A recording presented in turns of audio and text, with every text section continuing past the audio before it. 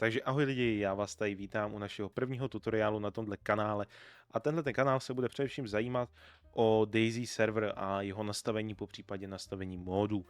Tak jo, co budete první, co byste si měli stáhnout, je rozhodně Visual Studio Code. Je to hodně dobrý pomocník, především vám to docela zjednoduší práci, když budete hledat nějakou chybu, označí vám to a tak podobně. Doporučuji stáhnout, normálně tady kliknete Download for Windows, stáhne se vám to, klasický instalátor nainstalujete, odkaz budete mít v popisku videa. Teď se vrhneme do samotné struktury toho serveru. Pokud máte nějaký hosting, samozřejmě musíte se připojit k samotnému FTP serveru a tak podobně. Někteří z vás to znáte, pokud to neznáte, určitě já tutoriál udělám, ale teď především to základní nastavení toho serveru a co byste měli vědět. Připojíme se k FTPčku, vaše FTPčko aktuálně, pravděpodobně zde nebudete mít tyhle ty věci, budete mít tady nějaký základ toho serveru. Tady to s těma zavináčema, to jsou víceméně módy, který tam mám já na serveru přidaný. Tak, začneme se složkama, které vás především budou zajímat. Bude vás zajímat složka keys, což v této složce se uchovávají klíče daných módů, takže pokud máte nahraný módy, zde byste měli mít od každého toho módu klíč. Pokud to máte, tím pádem všechno je v pořádku, je to jeden z důvodů třeba, když se vám nechce načíst mód, tak zde není nahraný klíč, nebo tam je jiná chyba. Následně MP Missions, My Profile, důležitý věci, tato složka se může jmenovat jinak, záleží, jak jste si to ponastavili, pokud se už tom někdo hrabal. A pak zde budete mít logs. Taky docela najdete si v tom věci nějaké chyby a tak podobně, ale především logy, pokud budete chtít pak hledat nějaké chyby, ty najdete tady ve vašem profilu, který jste si nějak pojmenovali, nebo to budete mít napsané stejně. Tak, to jsou základní složky, které vás budou zajímat. Potom samozřejmě vás bude zajímat server CFG. Tak, server CFG je víceméně základní nastavení serveru. Tady je to jasný, máte nějaký jméno, nějaký heslo, jo. Tady máte Enable CFG Gameplay File. Tohle vám doporučuji si zapnout. Pokud si budete chtít upravit staminu ve hře a tak podobně, tak tady si nastavte jedničku, anebo pravděpodobně to tam nebudete mít. U některých hostingů to tam není automaticky napsaný, nevypisuje se jim to tam, takže doporučuji to přímo si přepsat celý, pokud to tam nemáte. Verify signatures, to jsem říkal, to je ohledně těch klíčů, ověřete ty klíče těch módů. S tím nehejbat, rozhodně tam nedávat nulu.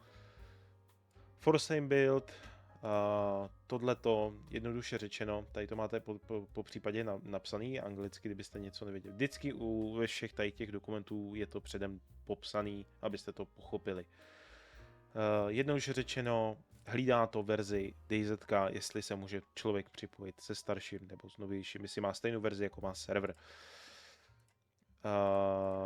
Voice over network, klasická komunikace, tohleto je vlastně kvalita připojení. Můžete si nastavit vlastně, jakou kvalitu připojení ty hráči, jako jim to dovolí.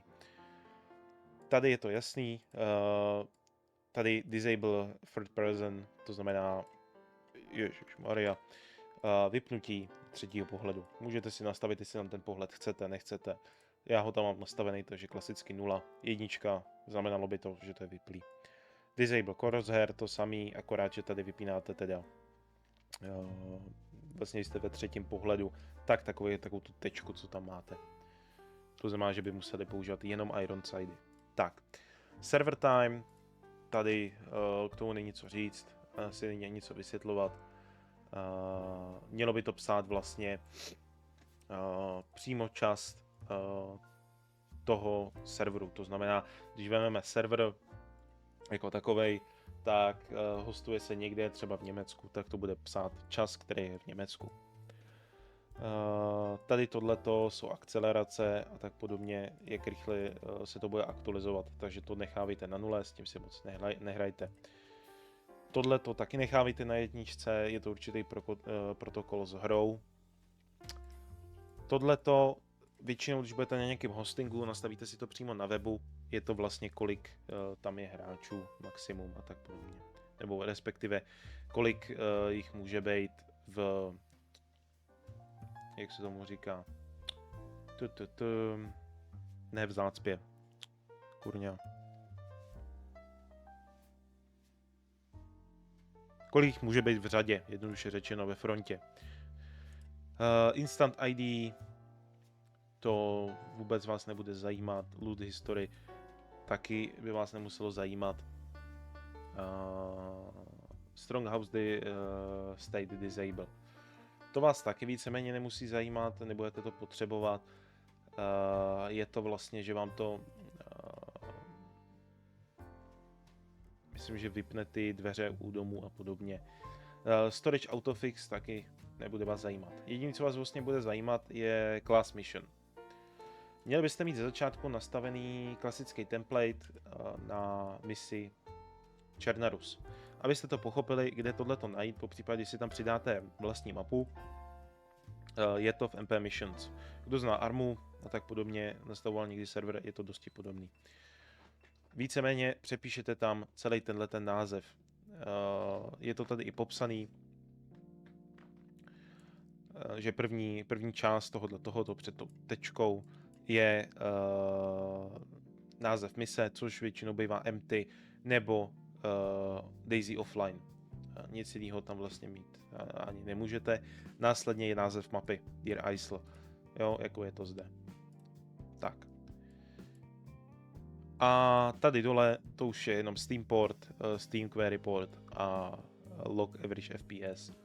Nebudete si s tím vlastně hejbat, pokud to máte na serveru. Tohle je základní nastavení vašeho serveru. Zde máte heslo pro admina. Napsal jsem tam nějaký random heslo. A tady samozřejmě hostname znamená název vašeho serveru, po případě, když to máte uzavřený server, tak tam máte password. Tak, každá mise obsahuje, každá ta mapa ze základu, tam budete mít asi Enoch nebo Černá Rus Plus, obsahuje tyhle ty soubory. Projdeme si pro vás ty nejdůležitější, se kterými pravděpodobně si teď budete hrát co nejvíc. Ve složce DB najdete základní soubory Types, Globals, Events, Economy, Message.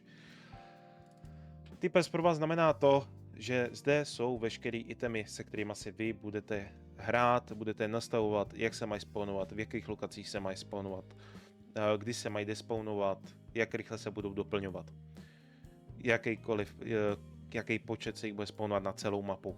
Jo, abych vám to vysvětlil, zde je ACOG, optika, po celém serveru jich maximálně bude 10, vydržej tam 14 400 sekund, restock 1800 sekund, minimum, to je nějaký minimum, kolik se jich má spawnout, což jich je 6, kvantitu min, kvantitu max, tam je většinou -1, abyste neomezovali kvantitu přímo pro hráče, cost většinou na 100, a pak tady máme flux, jestli se to objevuje v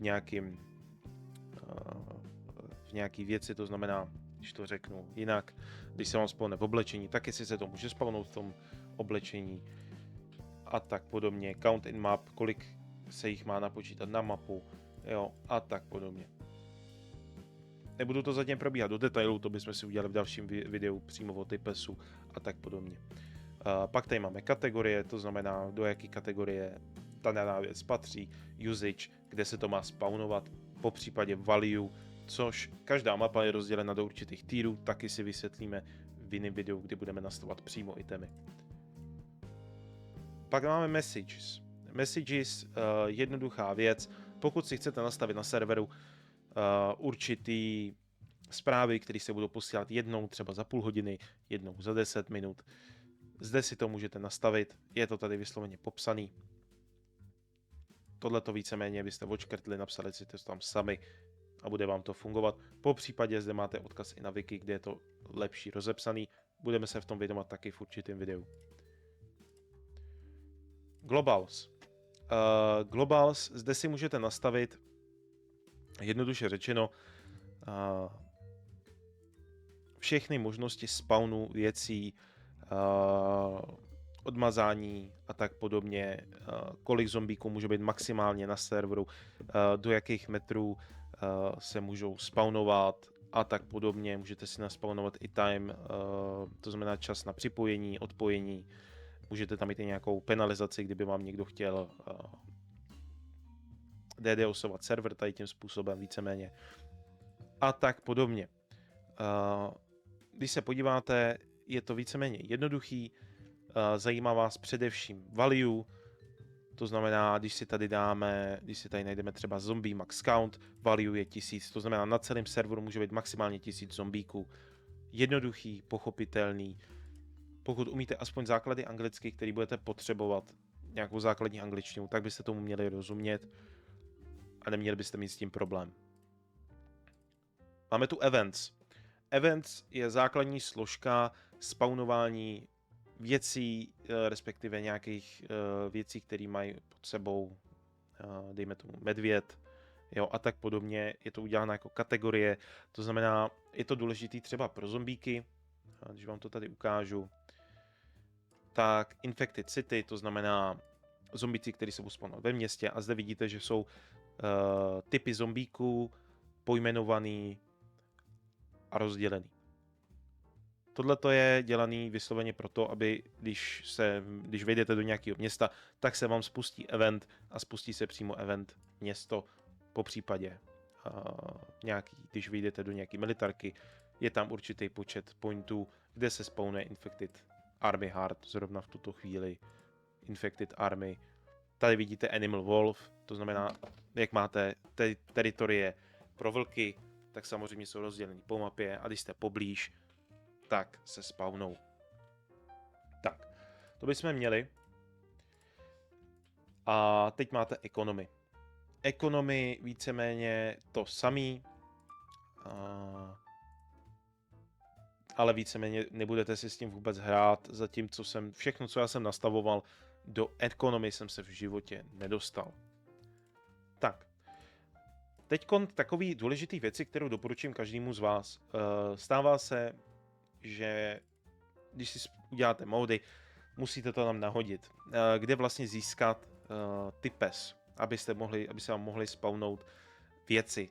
Protože když si nahrajete mod na server, tak se vám automaticky nezačnou spawnovat, musíte si je nastavit. Začneme u nejjednoduššího módu, aby jsme pochopili, jak se má spawnovat. Mám tady R2R Storage Overhaul. Otevřete ten mod a zde máte XML and others. Otevřete to. A zde máte Storage Types, Grenade Types. Když si to otevřete, vypadá to jako types, který jsme si ukazovali. Types vždycky začíná tímto, pak je samotný nějaká věc a samozřejmě types končí takhle. Pro vás je důležitý, aby tam tyhle věci byly. V některých módech se tam neobjeví, takže tam musíte dopsat. Doporučuji nepsat to ručně, spíše to skopírovat z normálního typesu.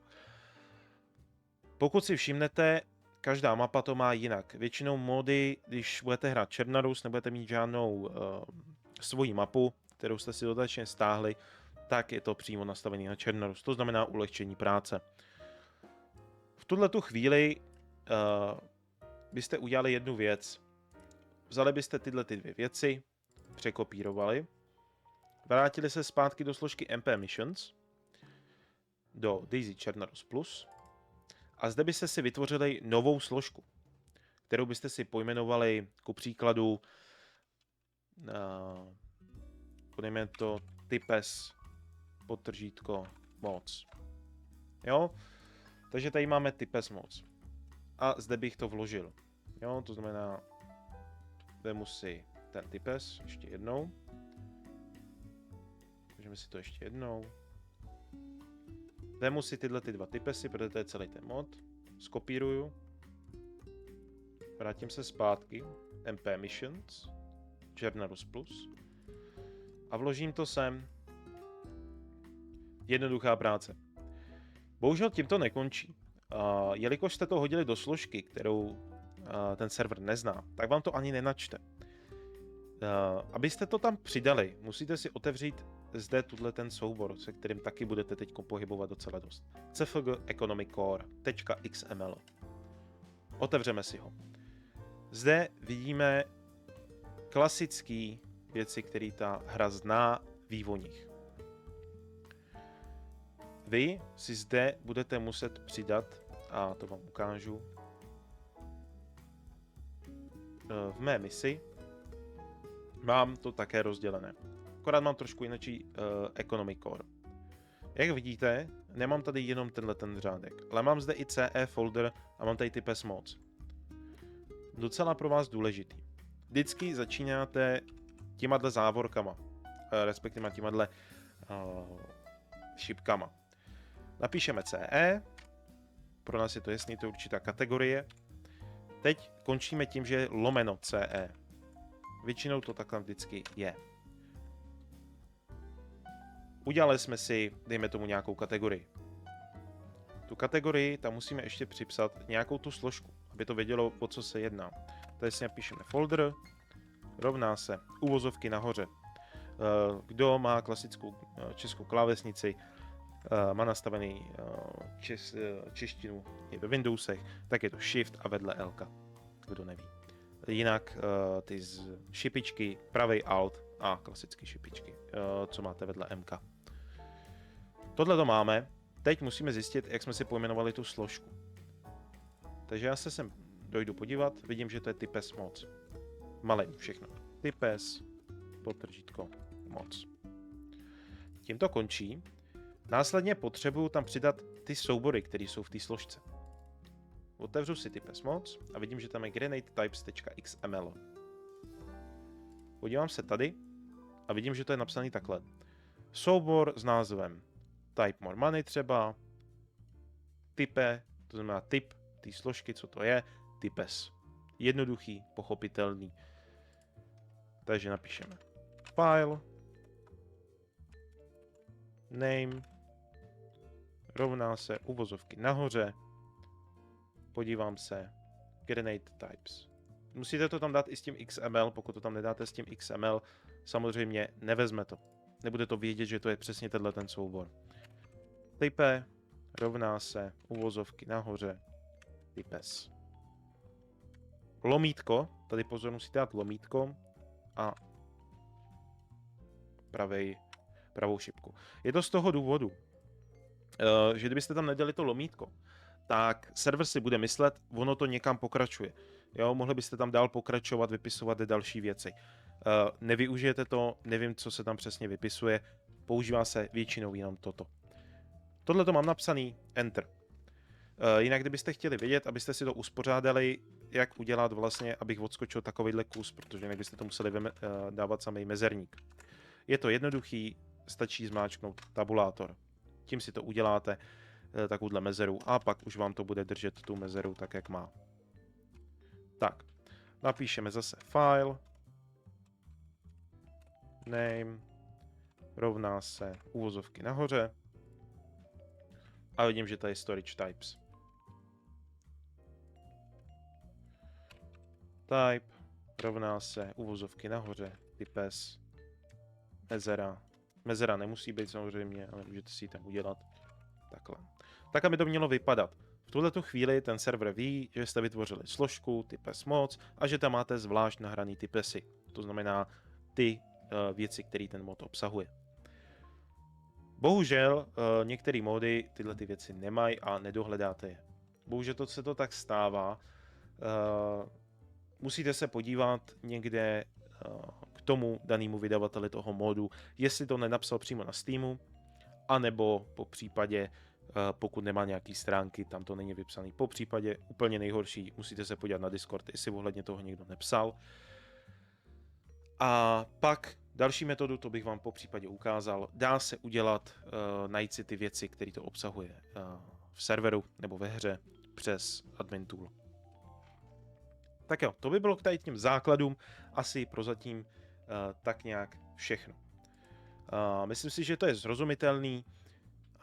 Po případě, pokud budete mít nějaký dotazy, určitě se nebojte napsat dolů do komentářů. Rád vám na to odpovím, po případě mě můžete kontaktovat, udělám Discord server a tam se tomu můžeme pověnovat, po případě poradit, nebo když by byl někdo zkušenější než já, tak vám může poradit samostatně i na Discordu. Tak jo, já děkuju, že jste věnovali těch cca 20 minut svého času na to, abyste se zdokonalili. Já doufám, že vám to bylo k něčemu užitečný a určitě se nebojte, vydám další video a budeme se věnovat typesu samotnému. Tak jo, mějte se a ahoj.